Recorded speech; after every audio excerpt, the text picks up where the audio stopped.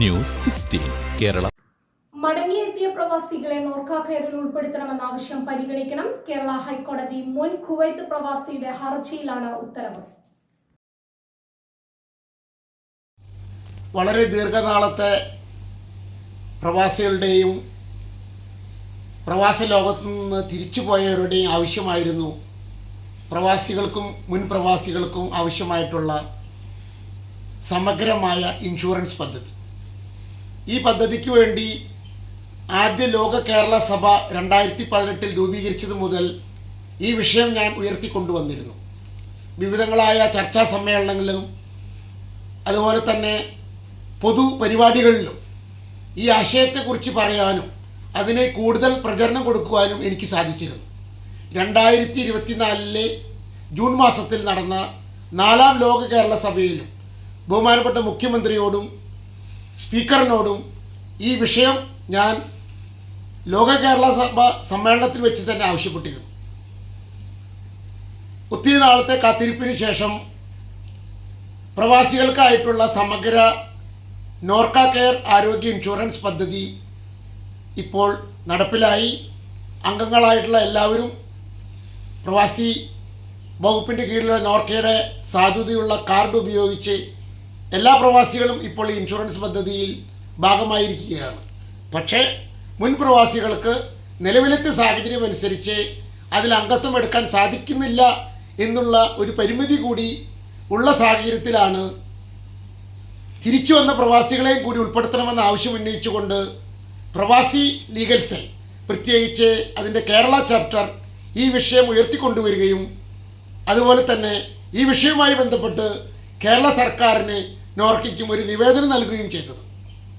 തുടർന്നാണ് കുവൈറ്റിലെ മുൻ പ്രവാസി കൂടിയായിരുന്ന ശ്രീ ജോസഫ് പെരിക്കിലാത്തും അതുപോലെ തന്നെ അനിൽകുമാർ ഉൾപ്പെടെയുള്ള വ്യക്തികൾ ചേർന്ന് ഈ വിഷയത്തിൽ അനുകൂലമായിട്ടുള്ളൊരു നിലപാട് കേരള സർക്കാരിൻ്റെ ഭാഗത്തുനിന്ന് ഉണ്ടാവണമെന്ന് ആവശ്യപ്പെട്ടുകൊണ്ട് കേരള ഹൈക്കോടതിയിൽ ഹർജി കൊടുത്തത്.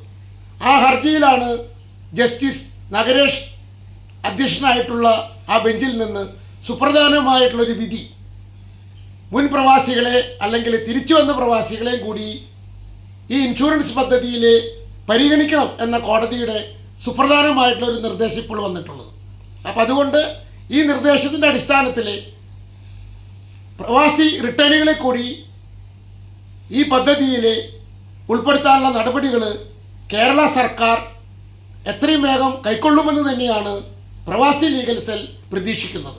അപ്പോൾ അതുകൊണ്ട് ഈ കോടതി വിധി വഴി ആയിരക്കണക്കിന് മുൻ പ്രവാസികൾക്കാണ് ഈ ഇൻഷുറൻസ് പദ്ധതിയിൽ അംഗമാകാനുള്ള വഴി പ്രവാസി ലീഗൽ സെല്ലിൻ്റെ നേതൃത്വത്തിൽ ഇപ്പോൾ സംഭവിച്ചിരിക്കുന്നത്.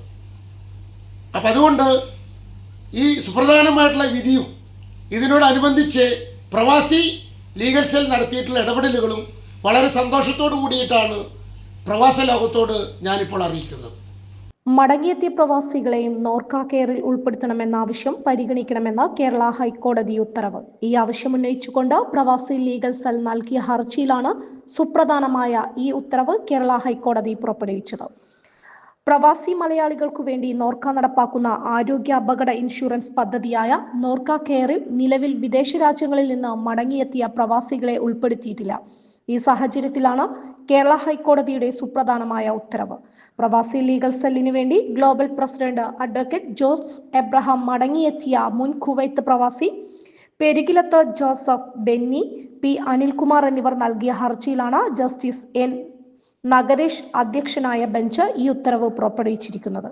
കേരള സർക്കാർ നോർക്ക കെയർ പദ്ധതി പ്രഖ്യാപിച്ചുടൻ തന്നെ മടങ്ങിയെത്തിയ പ്രവാസികളെ നോർക്ക കെയറിൽ ഉൾപ്പെടുത്തണമെന്ന ആവശ്യം ഉന്നയിച്ചുകൊണ്ട് പ്രവാസി legal cell Kerala chapter general secretary advocate R Muraleedharan നിവേദനം നൽകിയിരുന്നു.